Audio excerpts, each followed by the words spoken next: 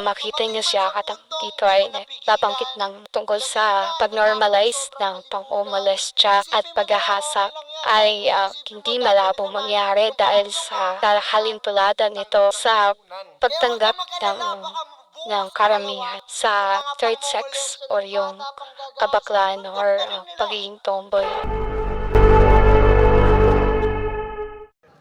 Hindi yun malabo.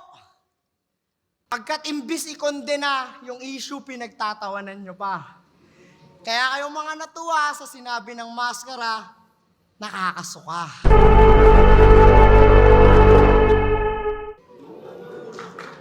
Nakita mo? Sa mga hayop na yan, di ka naiiba. Marami dyan, tahimik lang, pero di ka nag-iisa.